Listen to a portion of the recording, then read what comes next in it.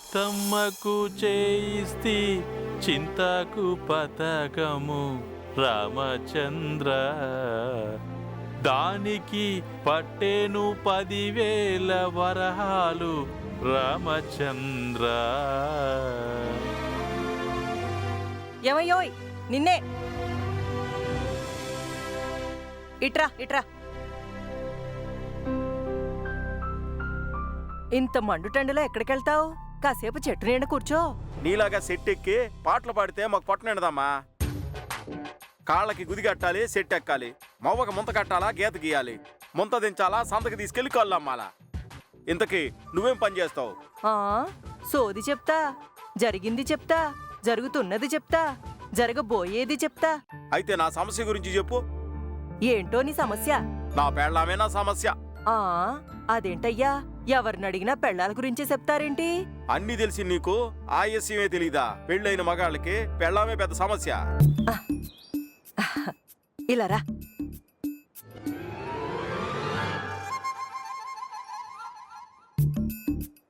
బాలే మంచి సెట్గా చెప్పినావమ్మా.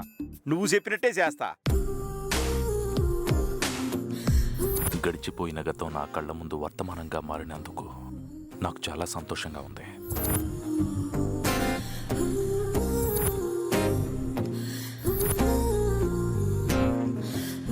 ఈ మధురమైన క్షణాల్ని గుండెల్లో దాచుకుంటాను.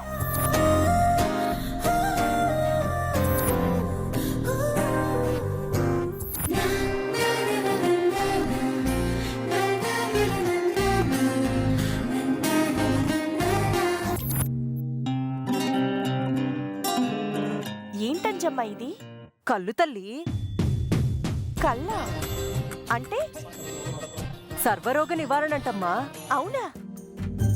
అయితే అంత గొప్ప అమృతాన్ని వెంటనే తాగాల్సిందే. ఉండు.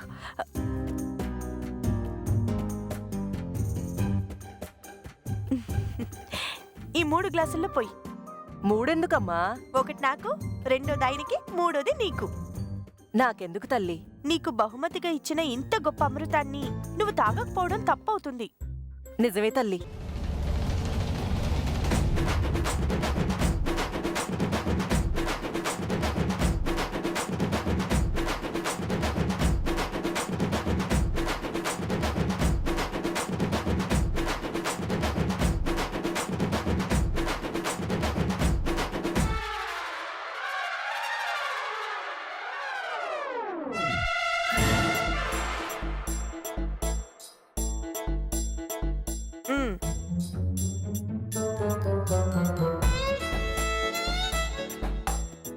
రేయ్ వాసుదేవ్,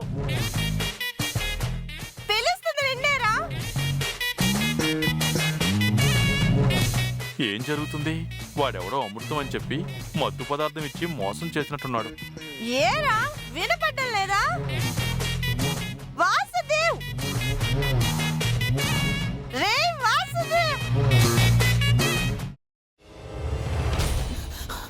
నువ్వు ఇంకేమన్నా చెప్పాలా? ఇంకేమన్నా అబద్ధం చెప్పాలనుకుంటే చెప్పేయి. నేను చూడాలనుకుంటున్నాను నన్ను మోసం చేయడానికి నువ్వు ఎంత నీచానికి దిగజారగలవు అని. ఎందుకు ఆలియా, ఎందుకు నువ్వు ఇలా చేసావు? నీకు తెలుసు కదా నానమ్మ తర్వాత నీ ఒక్కదానిని కదా నేను పూర్తిగా నమ్మేది. ఏమన్నావు నువ్వు? ఈ మధ్య అన్నిటినీ మర్చిపోతున్నావా? అది చాలు. వాటిలో ఉన్న శక్తి విషయాన్ని గ్రహించి మనకు వివరిస్తాయి.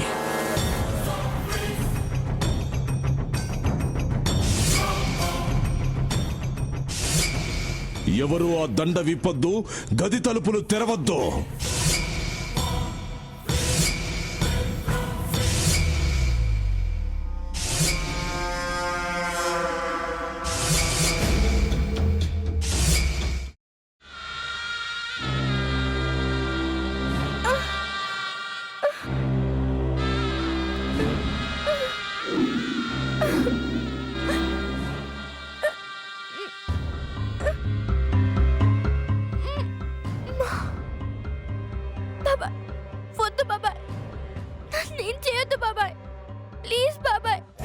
నీకు నిజం తెలిసినప్పుడే నా ఆలోచనలో నువ్వు చచ్చిపోయావు.